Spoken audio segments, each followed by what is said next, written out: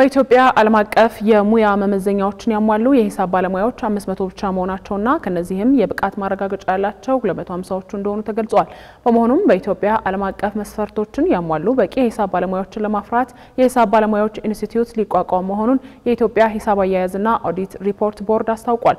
ቦርዱ ይህንን ያስታወቀው በሕዝብ እንደራሴዎች ምክር ቤት በቅርቡ በአዋጅ የጸደቀውን የሂሳብ ባለሙያዎች ማሰልጠኛ ኢንስቲትዩት መሰረት ያደረገ የልምድ ልውውጥ ከተለያዩ የአፍሪካ ሀገራት ጋር ባካሄደ መድረክ ነው።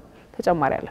ኢትዮጵያ ዓለም አቀፍ ደረጃቸውን ያሟሉ በቂና ብቁ የሂሳብ ባለሙያዎች እንዲኖሯት የሚያስችል የሂሳብ ባለሙያዎች ማሰልጠኛ ኢንስቲትዩት ማቋቋሚያ አዋጅ በቅርቡ በሕዝብ እንደራሴዎች ምክር ቤት ጸድቋል። ይህንን ተከትሎ ኢንስቲትዩቱን ለማቋቋም በዓለም ባንክ አስተባባሪነት ኢትዮጵያ መሰል ተቋም ካላቸው የአፍሪካ ሀገራት ጋር ለ3 ቀናት የሚቆይ የልምድ ልውውጥ እያደረገች ነው። የፕሮፌሽናል አካውንተንሲ ኦርጋናይዜሽን አዋጅ መውጣት ተከትሎ ከተለያዩ የአፍሪካ ሀገራቶችና በአፍሪካ ውስጥ ደግሞ የፓን አፍሪካ አሶሲዬሽን እዚህ የአካውንቲንግ አሶሲዬሽን አለ።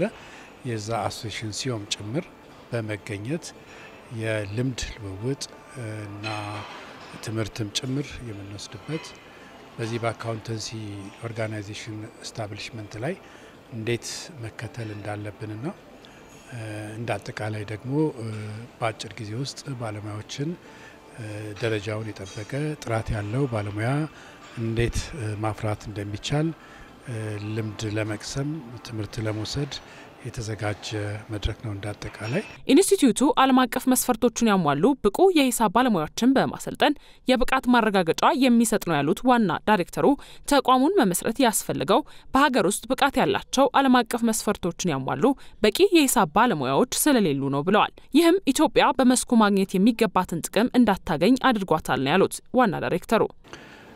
በቂና ብቁ ባለሙያ የለም ኢትዮጵያ ውስጥ። አንዱ ክፍተት ለዘመናት ስንቸገር የነበረው ያሉን ፕሮፌሽናል አካውንታንቶች በቁጥርም በብቃትም የሚፈለገውን ያህል አይደለም። ይህ በመሆኑ ደግሞ በገበያ ውስጥ የምንሰማቸው የተለያየ ከፕሮፌሽኑ ጋር ተያይዞ ያሉ ችግሮች መንስኤ አንዱ ሆኗል ማለት ነው። እንደዚህ ፕሮፌሽናል አካውንታንቶችን የሚያፈራ ኢንስቲትዩት በርካታ ሀገራቶች አላቸው። ኢትዮጵያ ግን ይሄ ኢንስቲትዩት የላትም። ስለዚህ በዚህም ባለመኖር ምክንያት ቅድም ያልኩሽ የባለሙያ ቁጥር አነስተኛ መሆን የሚገባቸውን ኃላፊነት በአግባቡ እንዲወጡ እንዳይደረግ እና በሙያውም ሀገር ማግኘት የሚገባትን ጥቅምም እንዳታገኝ አድርጓታል። ከዚህ ቀደም ኢትዮጵያ የሂሳብ ባለሙያዎችን በከፍተኛ ወጪ ለማስተማር እንደምትገደድ እንዲሁም በመስኩ የሰለጠኑ ባለሙያዎች ከውጭ ሀገራት ታስመጣ እንደነበር የገለጹት ኃላፊው እነዚህ ዓለም አቀፍ መስፈርቶችን የሚያሟሉ የሂሳብ ባለሙያዎችን ለማሰልጠን ራሱን የቻለ ኢንስቲትዩት ማቋቋም ያስፈለገበትን ምክንያት አስረድተዋል። ስለዚህ ኢትዮጵያ በአብዛኛው በዚህ ውስጥ ባለሙያዎችን የመቀበል እንጂ ባለሙያዎችን የመስጠት አቅም የላትም። በዛ ምክንያቱም ፕሮፌሽናል የሆኑ አካውንታንቶች ባለሙያዎች አልነበረም ከዚህ ሙያ አንፃር ስናይ። ስለዚህ ከኬንያ ይመጣሉ፣ ከኡጋንዳ ይመጣሉ፣ ከደቡብ አፍሪካ ይመጣሉ። እነዚህን ስራዎች የሚሰሩት ከዛ አገር የሚመጡ ባለሙያዎች ነበሩ። አሁን ግን የራሳችንን ባለሙያ እዚህ ሀገር እንዲፈራ ማድረጋችን አንደኛ ከውጪ የምናመጣውን ባለሙያ ቁጥርም ቀንሳለን፣ ጎን ለጎን የምናወጣው ወጪ ከዚህ ሙያ ጋር ተያይዞ ያለው ነገር ይቀንሳል። ምክንያቱም አሁን ላይ ኢትዮጵያ ውስጥ ተምረዋል ፕሮፌሽናል አካውንታንቶች ናቸው ተብሎ የሚታሰበው 540 አካባቢ ነው። ለምን ቁጥሩ አነሰ ብንል አንደኛው የክፍል አቅም ነው። ሁለተኛ እንደዚህ አይነት ኢንስቲትዩት ሀገር ውስጥ ያለመኖር ነው። ሶስተኛ የአዌርነስ ነው። የነዚህ ድምር ውጤት በቂና ብቁ ባለሙያ ሀገራችን ውስጥ እንዳይኖር አድርጎታል። በዚህ የልምድ ልውውጥ ከሀገራቱ ኢንስቲትዩቶች ፈተና አሰጣጥና የአሰራር ጥራት አኳያ ተሞክሮ እየወሰድን ያሉት ዋና ዳይሬክተሩ እንደዚህ ያሉ የልምድ ልውውጦች መደረጋቸው የሚቋቋመው ኢንስቲትዩት ለተፈለገለት ዓላማ እንዲውል ያግዛል ብለዋል።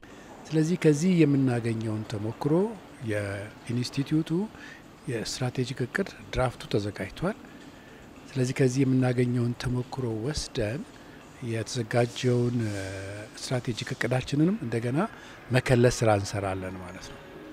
ከዛ በዛ መሰረት ቶሎ ወደ ስራ እንዴት ይገባል፣ ከገባስ በኋላ እንዴት ባለሙያ ቶሎ ያፈራል፣ ባለሙያዎች ደግሞ ለማፍራት ምን አይነት የአሰራር ስርዓቶች ያስፈልጉታል፣ ምን አይነት ባለሙያ ያስፈልገዋል፣ ምን ያህል ሀብትስ ያስፈልገዋል፣ እነዚህ ሀብትን ስኬት ማግኘት ይቻላል የመሳሰሉትን ሁሉ በዚህ ወርክሾፕ ላይ የሚወሰድ ተሞክሮ ስለሆነ የተጠናከረና ውጤታማ የሆነ ኢንስቲትዩት ለመፍጠር የሚያደርገው ገዛ በጣም ከፍተኛ ይሆናል ማለት ነው። የሂሳብ ሙያ የህዝብ ጥቅምን ማስጠበቁን ማረጋገጥ የሂሳብ ባለሙያዎች ክህሎት ስነ ምግባርና የአሰራር ደረጃ እንዲኖራቸው በማድረግ ሙያው በህዝብ ዘንድ ታማኝነትና እውቅና እንዲያገኝ ማስቻል ከሚቋቋመው ኢንስቲትዩት እንደሚጠበቅ ነው ዋና ዳይሬክተሩ ጨምረው የነገሩን።